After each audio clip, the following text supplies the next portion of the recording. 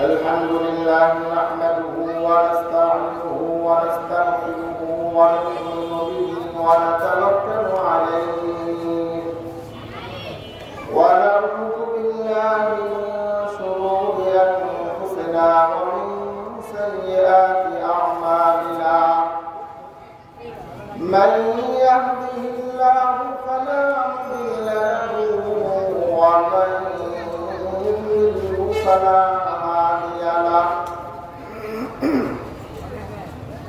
ونشهد أن لا إله إلا الله وحده لا شريك له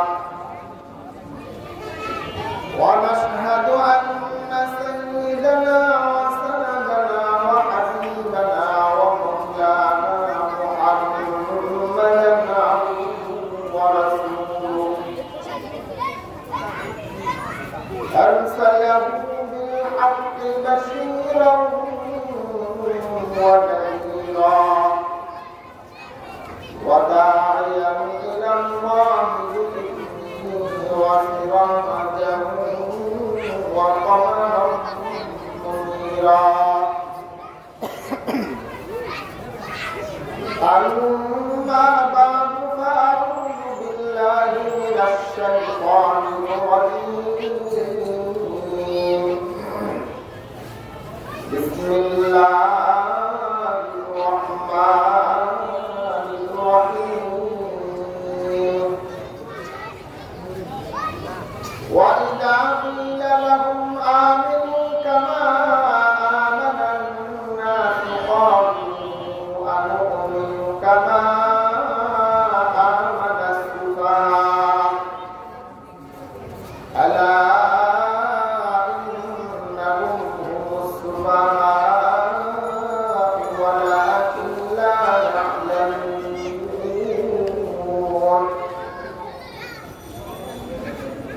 وقال تعالى وأطيعوا الله وأطيعوا الرسول واحذروا فإن توليتم فاعلموا أنما على رسولنا البلاغ المبين صدق الله المولانا العظيم وصدق رسوله النبي الكريم ونحن على ذلك من الشاهدين والشاكرين والذاكرين والحمد لله رب العالمين.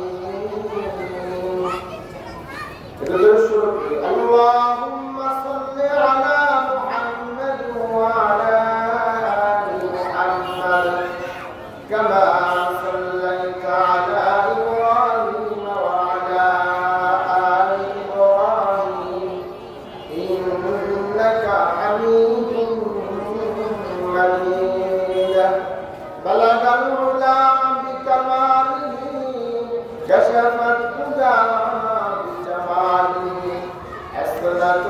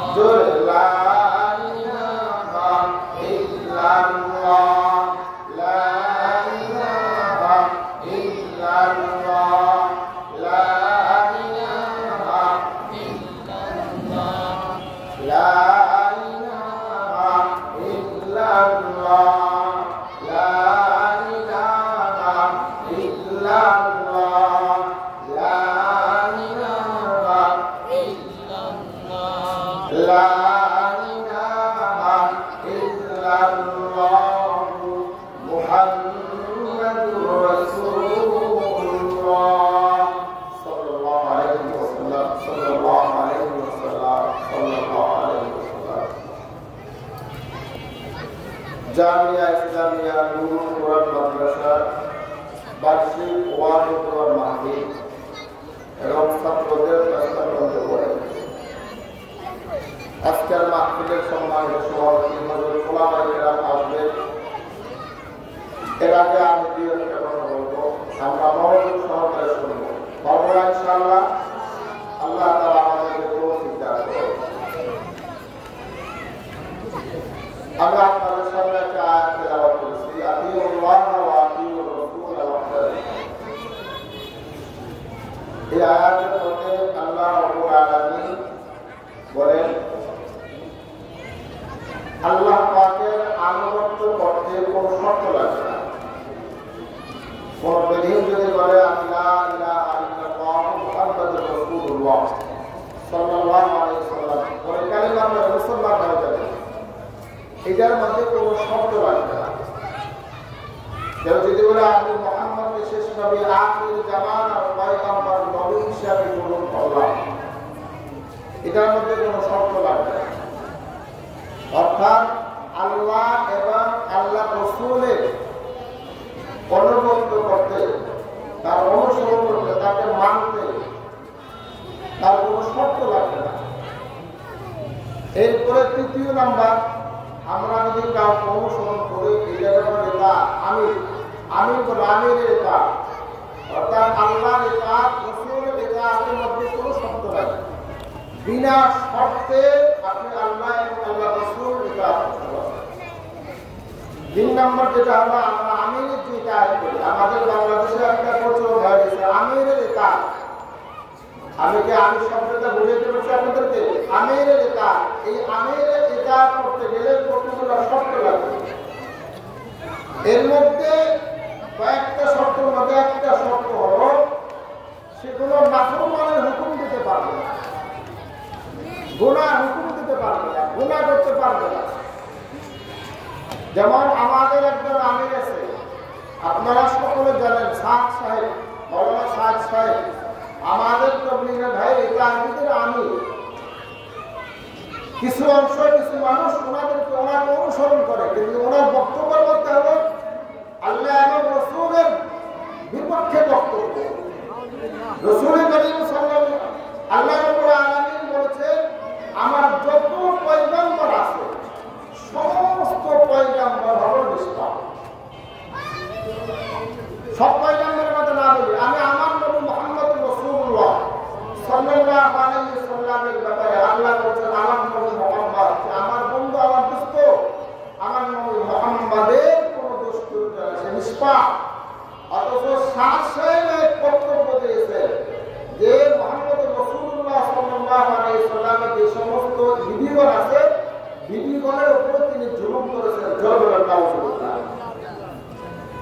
এবং পয়গম্বর মুসা আলাইহিস সালামের ব্যাপারে অনেক ভুল কালাম আছে, ভুল বক্তব্য আছে। এই জন্য ওনার অনুসরণ করা, ওনার শর্তের ভিত্তিতে ওনার অনুসরণ করতে হবে। এই জাতীয় ভুল ভ্রান্ত যাদের কাছে পাওয়া যাবে, আল্লাহ এবং আল্লাহ রাসূল বলেছেন এদের কোনো কাজ করা যাবে। এই জন্য আমি সংক্ষেপে একটা কথা বলি, বাংলাদেশে যদি হাক্কানি ওলামায়ে কেরাম একজনও এই বাংলার জমিনে বেঁচে থাকে, আমি ইনশাআল্লাহ মনে করি এই ভ্রান্ত মতবাদের আকীদার সাদ সাহেব বাংলার জমিনের মানুষের ঈমান ধ্বংস করতে তিনি আসতে দেবেন না। জোরে বলেন ঠিক কিনা?